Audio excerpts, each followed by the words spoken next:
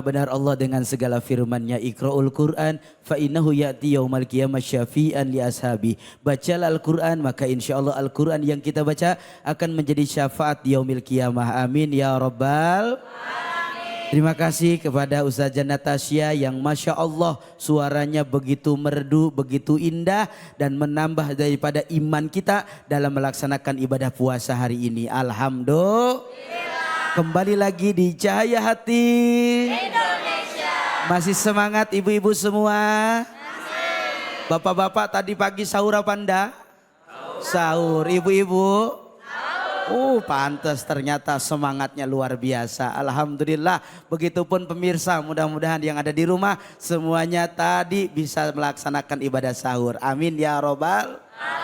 Baik, kali ini kita akan mendengarkan kajian tafsir dari guru kita Ustadz Sukron Ma'mun. Beliau akan membahas surah Al-Baqarah ayat 187. Terima kasih, silahkan guru. Assalamualaikum warahmatullahi wabarakatuh.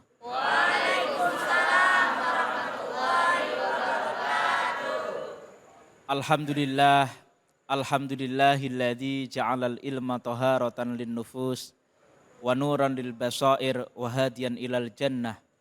Allahumma shalli ala sayyidina Muhammad wa ala ali sayyidina Muhammad sayyidil insi wal jan wa ala alihi wa ashabihi ulil ilmi wal irfan, amma ba'd. Hadirin hadirat as'adakumullah hayatakum. Alhamdulillah, pada kali ini kita masih dapat bermuajahah di masjid yang insya Allah penuh barakah ini. So'imin, so'imat, rahimakumullah.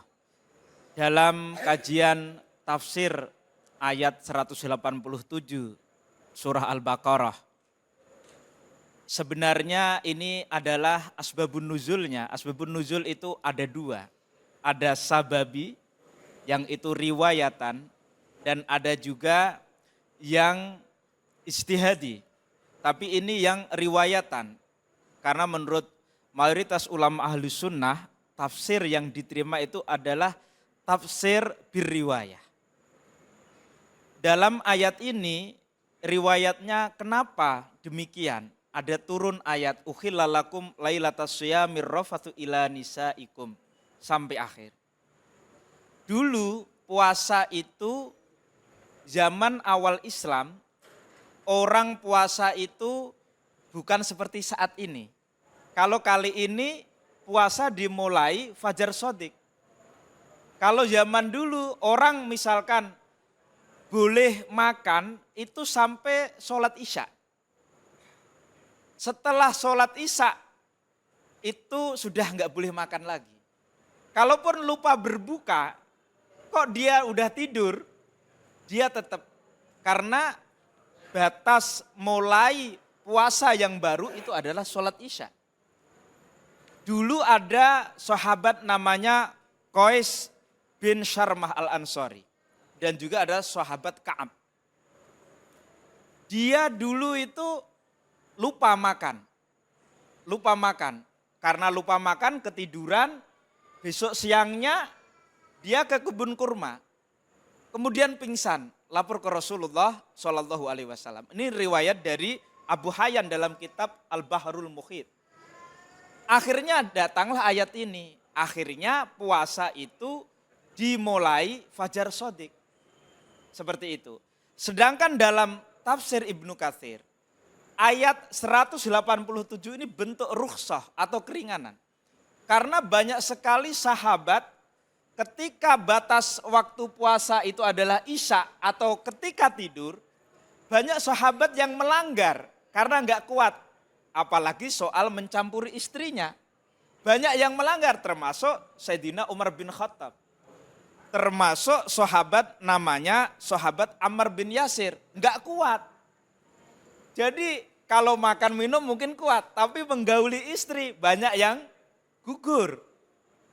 Lah, akhirnya ayat ini itu bentuk keringanan dari Allah karena ini dianggap sebagai sesuatu yang beban yang berat bagi umat Islam. Sementara agama ini diturunkan untuk manusia. Seperti itu. Sedangkan dalam tafsir Maroh Labid karya Syekh Nawawi Al-Bantani Al-Jawi Ya, Al-Jawi ini sebenarnya Indonesia. Kalau orang Arab Saudi taunya Indonesia itu Al-Jawi zaman dulu.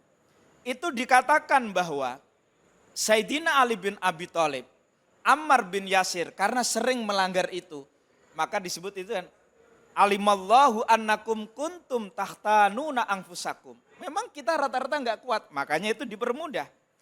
Kemudian ada juga sahabat namanya Syarmah bin Malik, juga sama melanggar. Akhirnya puasa itu batasnya fajar shadiq. Nah Rasulullah SAW dulu punya muadzin dua, sahabat Bilal dan sahabat Abdullah bin Umi Maktum. Sahabat Bilal ini kalau azan artinya kita boleh makan. Silahkan kamu makan. Ini riwayatnya hadis termasuk hadis muttafaqun alaih. Artinya Imam Bukhari dan Muslim sepakat. Ini kuat sekali. Kalau Abdullah bin Umi Maktum itu azan artinya sudah fajar shadiq. Maka gitu, alimallahu annakum kuntum tahtanuna anfusakum fataba alaikum wa afa ankum.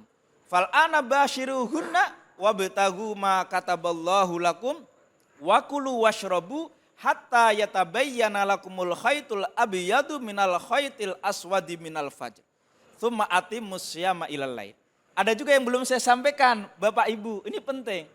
Dulu sahabat ketika iktikaf, itu kadang pulang, Kak Sayyidina Ali itu pulang, menggaulin istrinya, kemudian mandi wajib balik ke masjid. Setelah turun ayat ini enggak boleh. Kalau memang niat iktikaf, ya iktikaf. Biasanya Ramadan terakhir.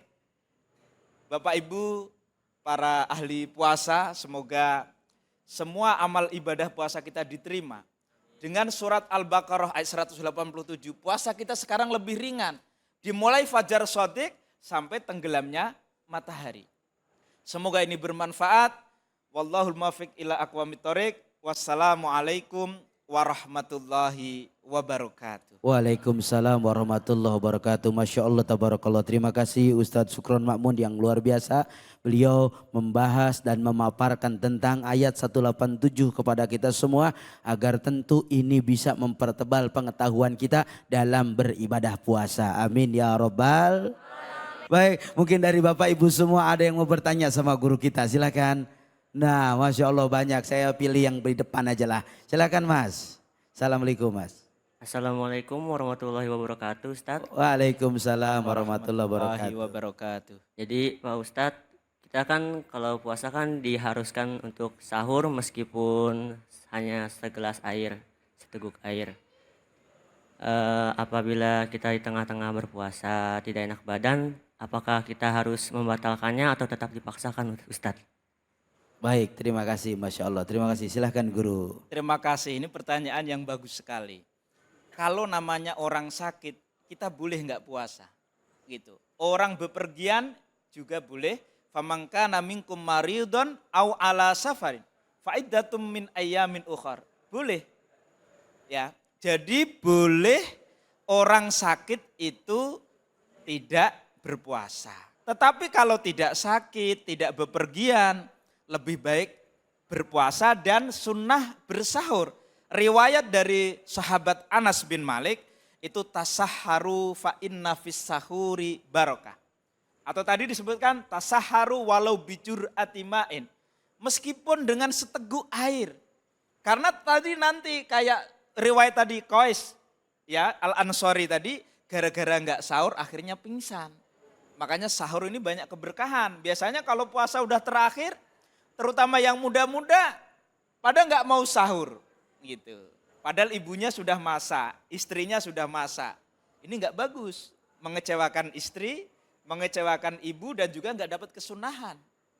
Kira-kira itu ke? Masya Allah tabarakallah. Mudah-mudahan apa yang beliau sampaikan, apa yang beliau utarakan dan beliau jelaskan tambah-tambah ilmu buat kita semua. Amin ya robbal. Terima kasih banyak. Setelah ini kita akan dengarkan tausiah dari guru kita Sayyid Alwi Assegaf. Jangan kemana-mana, tetap di Cahaya Hati.